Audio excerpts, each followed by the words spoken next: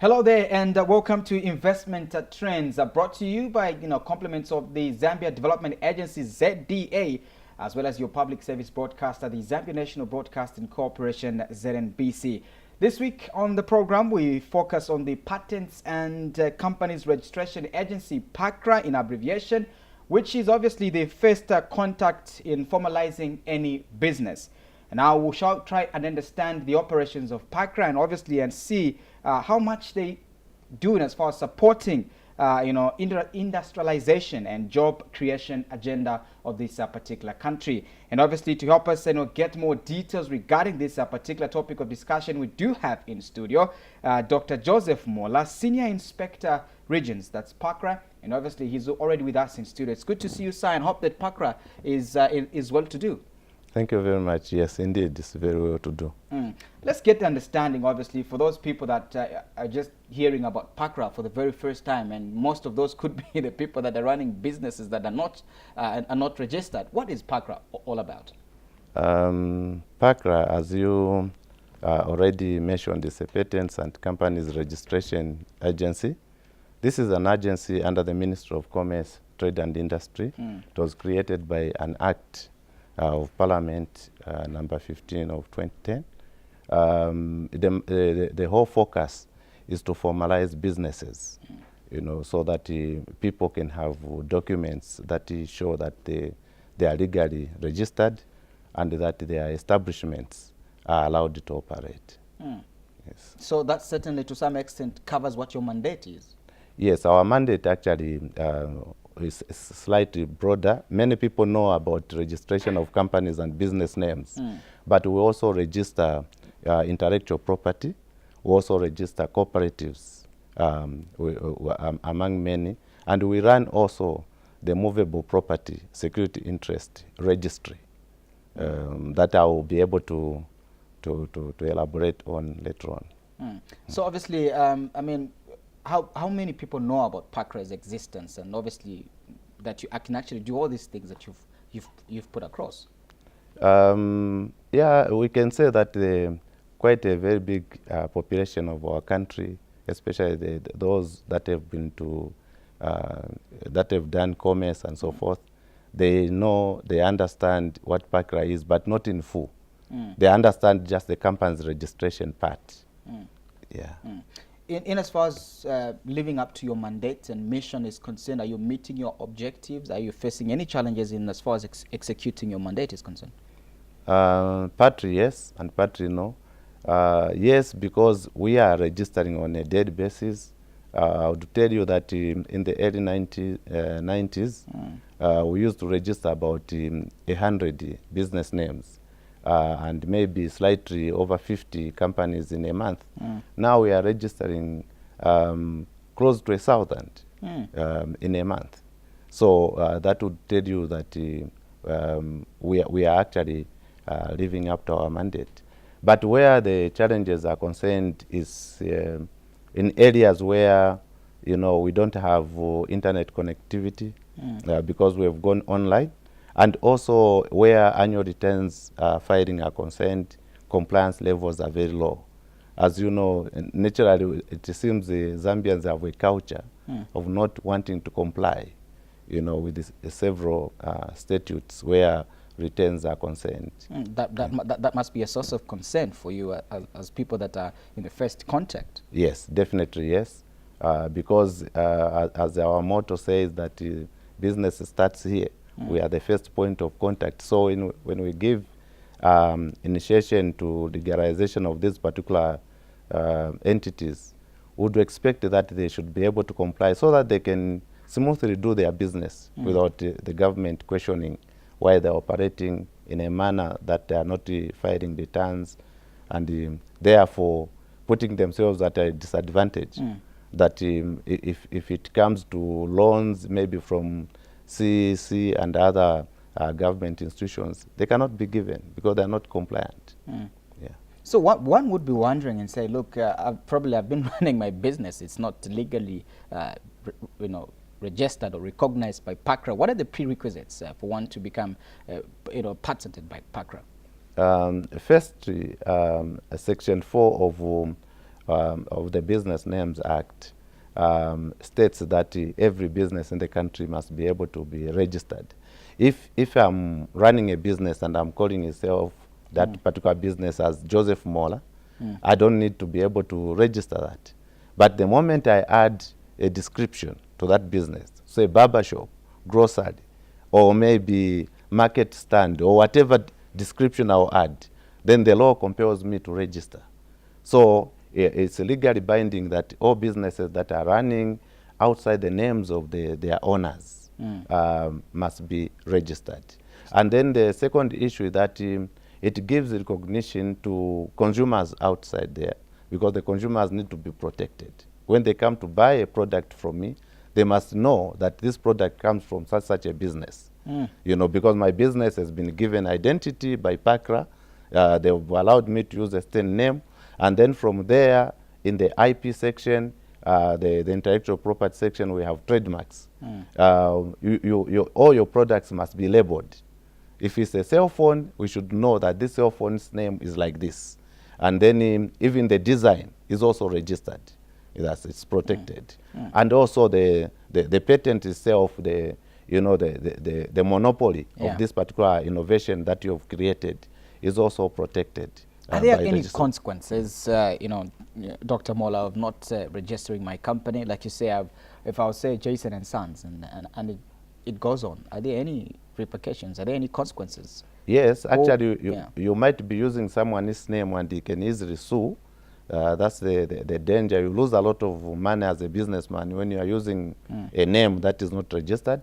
The second issue is that you find it a problem to open a bank account, because they will require a PACRA certificate and other documents as a prerequisite. And also to get your TIN PIN number at ZRA, they will require these documents. And also if you have employees, to submit your returns at NAPSA, you require those documents. Even if you have to supply a government institution, you need to have something from ZPPA, they will require those documents. So you are putting yourself actually at a great disadvantage. Let's broaden up a little bit and let me quote. According to the 7th National Development Plan, which was launched by the President last year or the other year, he did indicate that there's need to have a multi-sectoral approach to development. And one of the key lines or objectives of government is to create jobs. How are you helping in that area? Okay. First of all, the statutes that look at the creation of businesses. We have the Registration of Business Names Act. In there, you can be alone. You can register alone up to 10 people. So we are talking about individuals starting by registering this particular entity and belonging to that entity. And then with a company, you start with a minimum of 2 people. So already we are talking about, if you have registered 20 companies, we are talking about a minimum of 40 people that are already in the formalized business. So in creation, in job creation, actually, we are very cardinal in that we create this environment, this vehicle, where people are going to come and be employed. I might not be an engineer myself, but I might have an idea and money to come up with a factory to start making vehicles. So I will employ engineers, I will employ technicians, I will employ IT people, I will employ journalists and other people for the PRO office.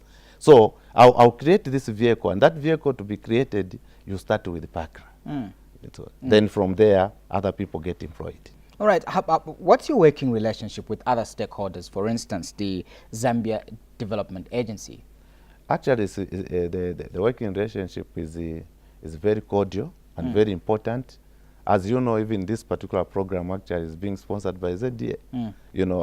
We are the first contact when a business person comes in the country.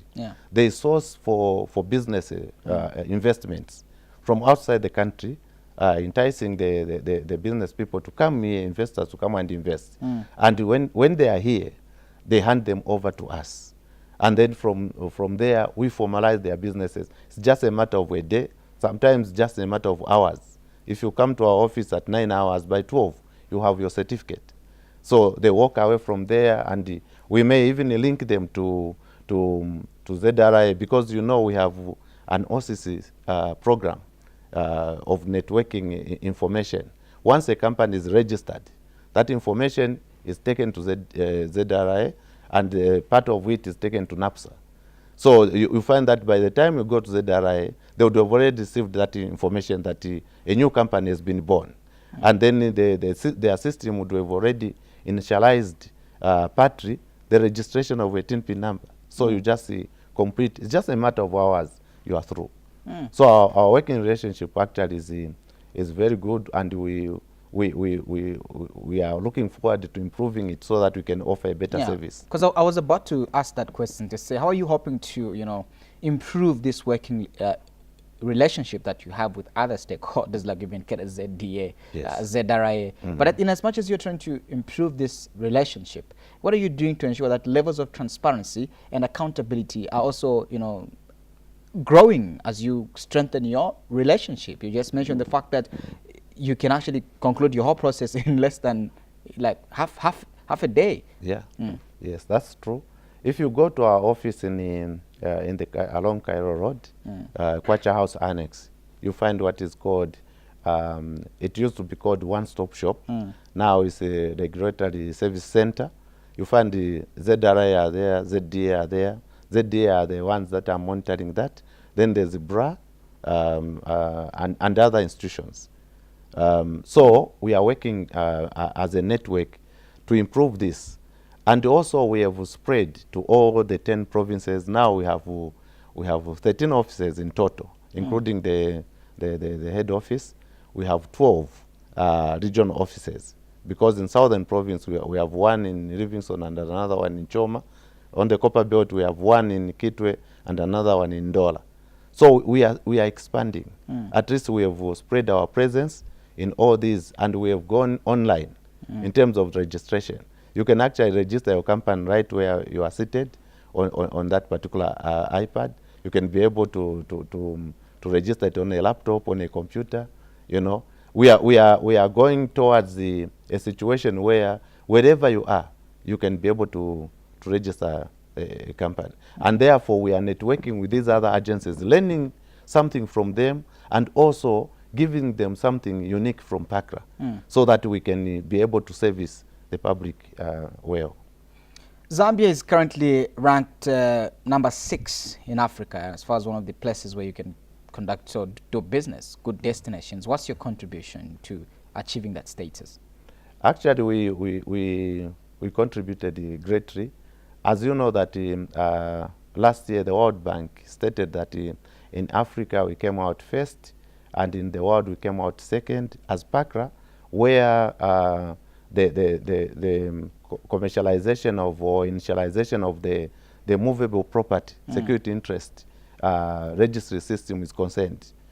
Our law in Zambia was that we believed in real estate, meaning that only a building and land would be used for mortgaging, so that you can get a loan from the bank or whatever. Now the law has changed.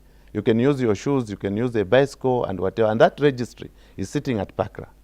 It is meant to give SMEs ability to have access to finance, because what the banks want is the information about where you are and how you can be able to pay back this. Who do you owe apart from them? So that information now is kept by PACRA. So we came out first in Africa and second in the world, only to New Zealand, where implementation of that particular system is concerned. So actually we are doing a lot. We are bringing in a lot of innovations that are bringing the cost of doing business to be very low. I was just about to ask you that, look, this might be French or Chinese or any other foreign language to somebody who doesn't understand what we're discussing. To that person that is on the streets, what do these statistics mean that you keep giving us? Okay. For example, if you mean in terms of movable property? How does it benefit our rankings? How do they benefit the ordinary person on the streets of Lusaka or the streets of Kitwe? All right. In the early 90s, to register a company, it used to take more than a month, 1 month. Okay. Now we are taking in terms of hours to register a company. And this is not only on the focus is not only on PACRA. There are these sister agencies like ZDA that have been sponsoring a lot of workshops and so forth, sensitizing the public, and also ZRA, NAPSA, and others that have also thrown in their weight to make sure that the public are given a quickest service. Now, what happens is this. How long can you have a name cleared? First of all, they will count. How long? Is it minutes? For us, we will tell you 30 minutes, you are through.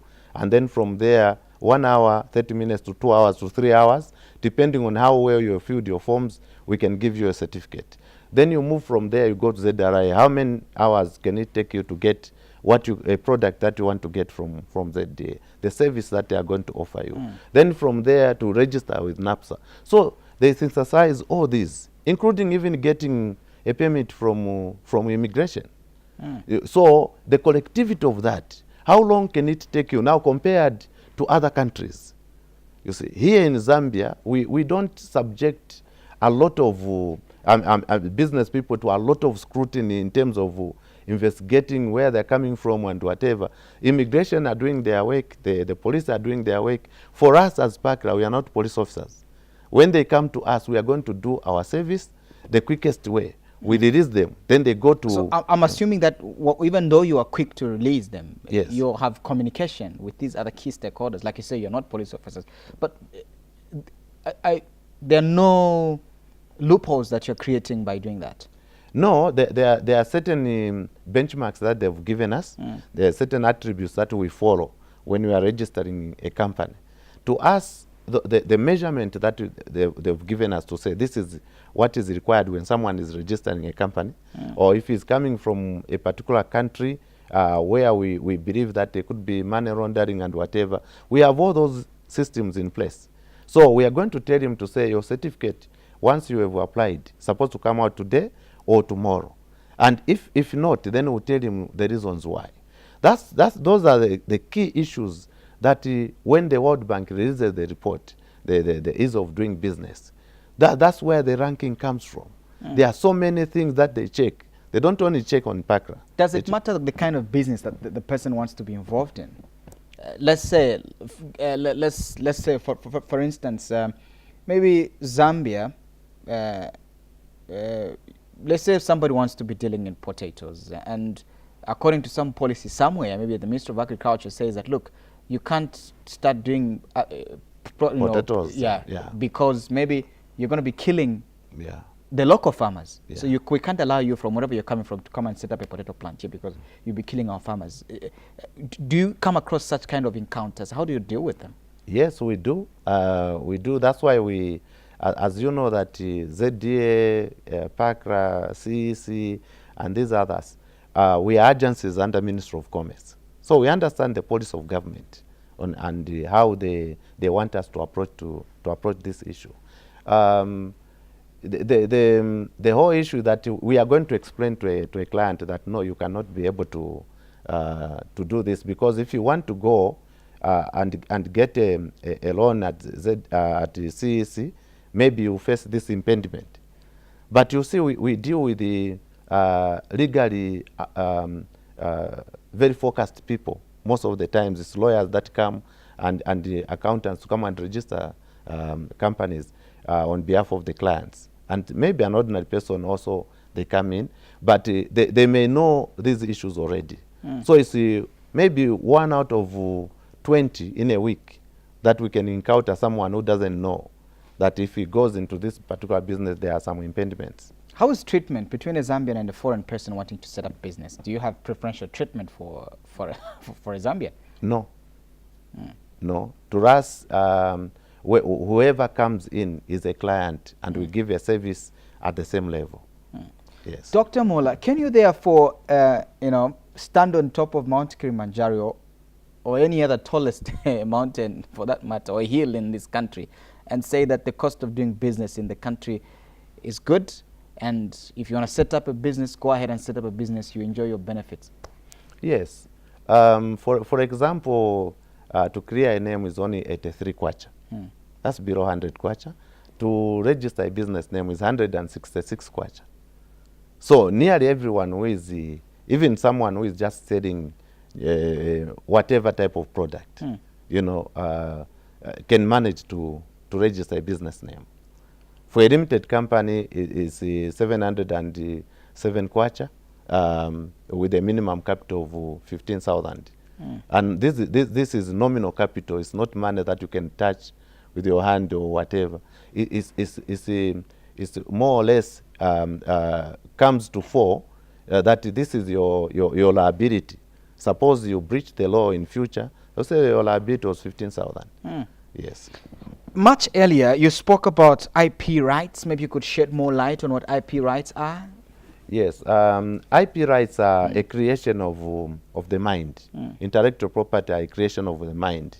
The expressions of a song, we also register copyright, as you know now. It moved from Ministry of Information. It is now with the PACRA.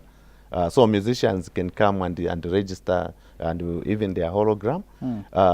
We give protection to that. But songs come from the mind. Technological development, the ideas to develop technology comes from the mind. Those we give exclusive rights called patents. In other words, you're going to have a monopoly over your idea until it is commercialized by someone else. Then we have registered design, the design of your shoe, the design of a toothbrush, of your tablet there. You register that with us. And then you also register a trademark. The name that you use. Maybe it could be a sound of a particular motor vehicle. That sound, if it is unique, you can register it with us. And also, even smells of perfumes and so forth, you can register that. And every product that you produce, it must have a special name to distinguish it from another product of a similar, which has a similarity. So these are very important, and this is where there is money. Intellectual property, this is where is money.